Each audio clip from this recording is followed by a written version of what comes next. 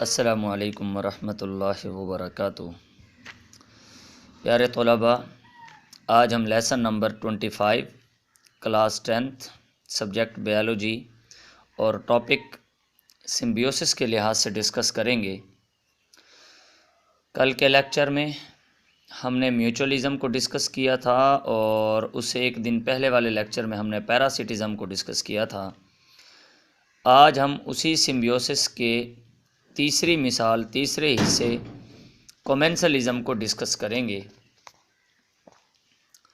کومینسلزم مختلف جانداروں کے مابین خوراک حاصل کرنے کا ایسا رشتہ ہوتا ہے جس میں ایک کو فائدہ ہوتا ہے، دوسرے کو نہ تو فائدہ ہوتا ہے نہ ہی نقصان ہوتا ہے۔ Commensalism is a relation is an association in which one organism is benefited and the other does not harm or benefited۔ یہ ایک ایسا تعلق ہوتا ہے، ایسا رشتہ ہوتا ہے جس میں ایک جاندار کو فائدہ ہوتا ہے اور دوسرے کو نہ تو نقصان ہوتا ہے اور نہ ہی فائدہ ہوتا ہے۔ ایسے رشتے کو، ایسے تعلق کو کومینسلزم کہتے ہیں۔ مثال کے طور پر اگر ہم پودوں کی مثال لیں تو پودے کئی طرح کے ہوتے ہیں۔ کچھ جڑی بوٹیاں ہوتی ہیں، کچھ شربز ہوتی ہیں جو جھاڑی دار ہوتی ہیں، اور کچھ درخت ہوتے ہیں جن کا باقاعدہ تنا ہوتا ہے، شاخیں ہوتی ہیں، پتے ہوتے ہیں، ان کی لکڑی ہوتی ہے۔ تو کچھ پودے ایسے ہوتے ہیں جو دوسرے پودوں کے اوپر اگتے ہیں لیکن وہ اس درخت سے یا اس پودے سے کچھ بھی حاصل نہیں کرتے، نہ تو ان سے خوراک حاصل کرتے ہیں، نہ ہی ان کے زائلم اور فلوئم ٹیشوز کو نقصان پہنچاتے ہیں، نہ ہی ان کی ایپیڈرمس یا ان کے کسی کارٹیکس کو نقصان پہنچاتے ہیں۔ صرف وہ ایک پودے پر رہنے کے لیے جگہ لیتے ہیں اور پھر وہاں پر اگتے ہیں، انہیں ایپی فائٹس کہتے ہیں۔ کومینسلزم کی یہاں پر جو پودوں کے لحاظ سے مثال لی جا رہی ہے وہ ہے ایپی فائٹس۔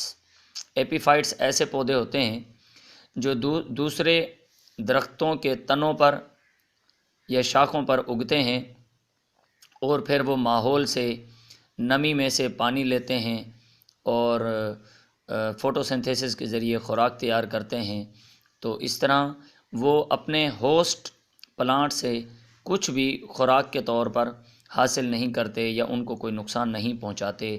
تو ایسے رشتے کو، اس میں ایپی فائٹس کو تو فائدہ ہو رہا ہے کیونکہ اسے رہنے کی جگہ مل رہی ہے، یہاں رہ کر وہ فوٹوسنتھیسس کر سکتا ہے، جبکہ اس ہوسٹ پلانٹ کو نہ تو فائدہ ہو رہا ہے اور نہ ہی کوئی نقصان ہو رہا ہے۔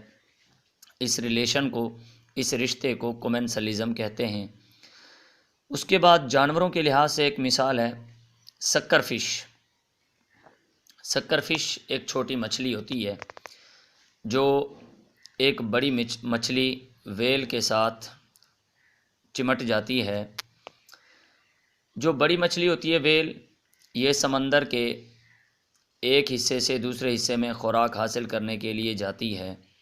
تو سکر فش اتنی چھوٹی مچھلی ہوتی ہے کہ اس کا وجود بڑی مچھلی ویل کے لیے بالکل ایسا ہوتا ہے جیسے کہ ایک بڑا درخت اور ایک چھوٹی جڑی بوٹی۔ جتنی جسامت اس بڑی مچھلی کی ہوتی ہے، سکر فش اس سے کہیں چھوٹی ہوتی ہے اور اس کا وزن بھی بہت کم ہوتا ہے۔ تو جب بڑی مچھلی خوراک حاصل کرنے کے لیے سمندر کے ایک حصے سے دوسرے حصے میں جاتی ہے تو سکر فش بھی اس کے جسم پر اپنے سکر کے ذریعے چمٹ جاتی ہے۔ تو جہاں بڑی مچھلی کو خوراک ملتی ہے، تلاش ہو جاتی ہے، تو وہاں ساتھ میں یہ سکر فش بھی اپنی خوراک حاصل کر لیتی ہے وہاں سے۔ اس طرح بڑی مچھلی نے تو ویسے ہی خوراک حاصل کرنے کے لیے، تلاش کرنے کے لیے جانا تھا، اس کو نہ تو فائدہ ہوتا ہے نہ ہی نقصان ہوتا ہے، جبکہ جو سکر فش ہوتی ہے جو اس کے جسم کے ساتھ چمٹ جاتی ہے اس کو باقاعدہ فائدہ ہوتا ہے، کیونکہ جہاں سے ویل مچھلی کو خوراک ملتی ہے وہاں پر سکر فش کو ملتی ہے۔ تو اس طرح اس میں سکر فش کو فائدہ ہو رہا ہے اور ویل بڑی مچھلی کو نہ تو فائدہ ہو رہا ہے نہ ہی نقصان ہو رہا ہے۔ تو ان دونوں کے درمیان اکٹھا رہنا اور خوراک حاصل کرنے کا یہ رشتہ کومینسلزم کہلاتا ہے۔ کومینسلزم دوبارہ سن لیں، ایک ایسا رشتہ ہوتا ہے خوراک حاصل کرنے کا جس میں دو جاندار ایک دوسرے کے ساتھ تھوڑے عرصے کے لیے یا لمبے عرصے کے لیے اکٹھے رہتے ہیں اور پھر خوراک حاصل کرتے ہیں۔ ایسے رشتے کو کومینسلزم کہتے ہیں، اور اس میں ایک جاندار کو فائدہ ہوتا ہے، دوسرے جاندار کو نہ تو فائدہ ہوتا ہے اور نہ ہی نقصان ہوتا ہے۔ ایسا رشتہ کومینسلزم کہلاتا ہے۔